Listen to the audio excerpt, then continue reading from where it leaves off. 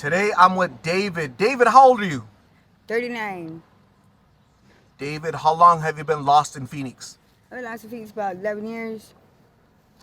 So 11 years ago, what happened in your life to cause you to be out here in the streets? My nana passed away. And I was yearning to go get some dope. So what I did is I told my grandma I was gonna move out and stuff. So I get my monthly check and I went over there and I get some G. You receive a monthly check? Mm-hmm. Is that like a disability, Social Security? Social Security. I'm socialized with a lot of people here. I socialize with a lot of people. So how long have you been receiving disability money? About 2 years. From far away, I thought you had like a little beard or whatnot. And then I was like, oh shoot, that's a tattoo. But you said you drew that on you to the Yes, marker? yes, sir. It's a permanent marker that I put on I put my beard on with the permanent marker. Okay. You're not able to grow your own, so you just kind of want to see what you look like with it or what? Yeah, no, I can grow it. I just gotta get some hormones in there. You know what I mean? I gotta get the injection. After I get the injection, the hormones will start coming out. But I got a little mustache going on, a little beard. I mean, I don't know how long it takes for the whole enchilada to come out like that. You know what I mean? But I say it's taking way too long, so I just got a marker. I started doing it like the girls they put their makeup on. Yeah. So what I did is I started putting some makeup on, but as a male like this. You know what I mean? Yeah, I get it. And so why the need for hormones? Is that just to go get more hair quicker or what? Yeah, to get more hair quicker. You know what I mean? So you know what I mean? Got it. Okay. So you mentioned G. Uh, how old were you when you first tried G? I was about 16 years old the first time I tried it, and I loved it. Honestly, I felt I was chunky, I was overweight. I just didn't feel pretty. You know what I mean? I didn't feel cute. As soon as as soon as I got G in there, I said, "Oh my God, I feel sexy, cute, and I feel alive. I feel active. I feel like I could go do a lot of things." You know what I mean? Usually, I'm not wanting to do anything. Usually, I'm just laying down, scratching my belly, my butt, and stuff. So then I tried G, and I was like, "Oh my God!" It just lifted me up. You know what I mean? God lifted me up through that incense. He gave me a motivation. He gave me a reason to want to get up. He gave me, you know what I mean, telling me that I'm not an ugly person. You know what I mean? So after that, I wanted to talk to God more. So I said, "I want to talk to you some more. I want you to tell me some more stuff." You know what I mean? So I started getting in a conversation with God, telling him exactly how I feel. You know what I mean? So yeah. You became spiritual. I became spiritual in the incense. It all. I asked God to give me a revelation on what this is because it's all done for the good. I mean, the things that are bad are only the things that you make bad. You know what I mean? So I asked God for that revelation, and He gave me the revelation of an incense back in the day where the biblical in the churches or in the temples they used to do an incense. An incense is something that they used to, you know what I mean? They went in there and it was a calling to your turn to do some incense. So what they did is they fired up some incense, and then the whole spiritual thing. An angel appeared to him, to Zechariah. When the angel appeared to him, he gave him a revelation that day, and it was through incense. You know what I mean? That's what G is. It's an incense. He gave him that revelation. Zechariah said, "How is it that I'm?" The angel told Zechariah, "Your prayer has been heard. He said, your wife Elizabeth will bear you a son." And what did he say? What did Zechariah say? He said, "How is it that she's going to bear me a son at her old age?" And the angel answered him and said, "For not acknowledging that what I said is true," he said, he's not going to be able to see whatever it is that he told him until the due date.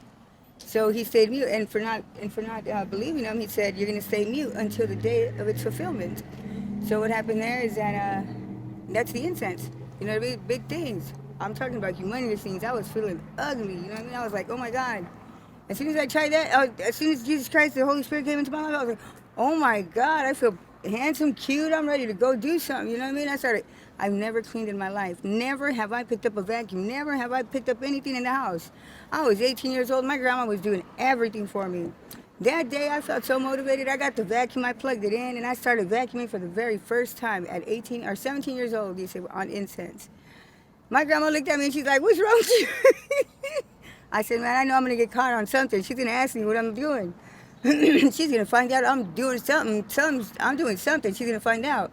Because I never, ever have picked up a vacuum and vacuumed in my entire life until I was 17 years old on incense. So then my auntie was there from visitation from California. She also was like, "What?" 17 years old, never had picked up a vacuum. I mean, she was gonna question me. She went over there and I said, just like I said, she's coming over here. She's gonna ask me what I'm doing because I've never picked up a vacuum. She said, Lilo, she said, "Are you okay?" I was like, "Yeah, I'm fine." And I started talking a lot faster. I was like, "I'm fine. I'm just picking up the vacuum, vacuuming real quick. You know, it looks real dirty, and Grandma looks like she needs help. I'm gonna go ahead and help her out today." She says, "Today," she says, "is it a special day?" You know, she was asking like all kinds of questions. Is it a special day today? He said, because I mean, my mom said, "Did you write this down on the calendar?" They said, "She's 17 years old and today is the day that she's helping you out today." They said, "With the vacuum." So many questions came about. I said, "Man," I said, "It's okay." He said, "You know what I mean?" I was so active and so like, you know what I mean? All kinds of stuff was coming to my head. I said, "I know they're going to question this. They're going to question why I'm doing it." And then, "I hope I don't get caught," I said, because, you know, it was an illegal thing to do back in the day. I said, "I hope I don't get caught." He said, "I hope she don't find out that I'm on G right now." He said, "Because if she finds out, she's going to, man, I'm going to get in trouble. I'm doing this thing that we're not allowed to do or anything like that." So I started praying to God. I said, "God, please don't let her find out that I'm doing this. Don't let her find out that I'm on G. Don't let her find out that I'm doing this. Please, God, please, God." You know what I mean? So then I try to fade away from the conversation, and I was like, "Okay, I'm finished. I'm finished. Right, Mom?" He said, "I just finished vacuuming the living room. You don't have to vacuum it today." He said, "I already vacuumed it for you." He said, "Today, okay?" So I went back into my room. And I just, you know what I mean? I started listening to some music and figuring out the way that I'm gonna make more $10. He said, not more $10. He said $20. He said, so I could go buy me some more G, you know? So it became like that. After that, I just started getting some G. It was a daily thing, you know? I had to have it in my system. So G is an incense for you. It's an incense. It's a biblical incense. Sakaraya used to did it. Back in the day, they used to do it a lot.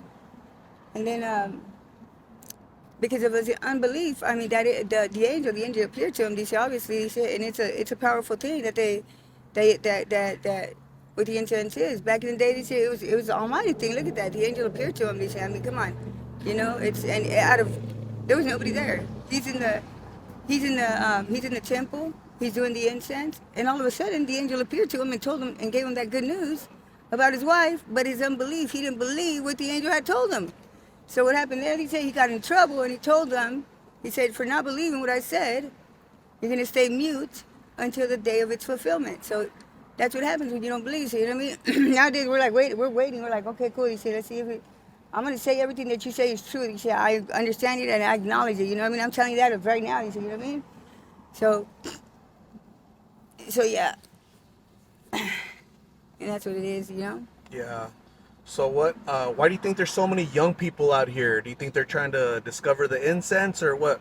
It might be they're trying to discover the incense. You know, back in the day it was something that we used to feel like this, and you know, and get all motivated. And now it's an expectation of, you know, will the angel appear to us, or is God going to give us a message through the incense, or is it's the Holy Spirit entering into our lives? You know, it's an acknowledgement about Jesus Christ, acknowledging that it's the Holy Spirit coming into your life, and not anybody else, not Maria, Elizabeth, not Tony, not Caleb, not you know what I mean? It's not Tanya. It's Jesus Christ. You know, acknowledging and understanding, having the full acknowledgement and the complete understanding that it's Christ coming into you, and receiving the Holy Spirit.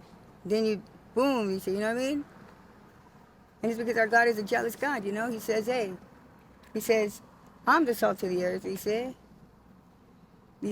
and when he says, if you choose somebody else and if you substitute me with somebody else, he says, the salt is no longer any good. It is good for nothing except to be thrown out, trampled on, and stepped on by humanity. Basically, what God is saying is buried up. You know what I mean? Dead, no more. He said, because He's angry and mad. So it sounds like you're very spiritual. You're carrying around a Bible. You read it. You you share the word with people out here on the street. Yeah, I sure do. He said, I sure do. As much as I can, I do share it. You know, I let him know. I put some music on. I tell him about Jesus Christ. You know, everything that God allows me to share. Then I go ahead and do that. You know. Got it. David, were you born a boy or a girl? I'm born a boy. He said. Got it. Okay. What advice? My last question. What advice would you have for any young people thinking about coming out here to the streets? What would you tell them? I said maybe. I mean, if it's a calling, if it's a calling from Jesus, then hey, fulfill that calling. But if it's not a calling from Jesus and you're sure that it's just because you want to go out there and do something that you're not going to be able to, you know what I mean, to handle, don't do it. Unless it's a calling from Jesus Christ. If it's a calling from Jesus Christ, then God's got you all the way. But if it's something that you're going to go out and do because you're stubborn or you're just wanting to go out and have some fun, do so without without Jesus Christ, then don't do it. Stay home, watch some TV, do what you do best. You know what I mean? David, thank you very much for sharing your story. I really hope that everything turns out better for you. Stay safe out here. I'm going to get you some food, and we'll talk soon, okay? All right.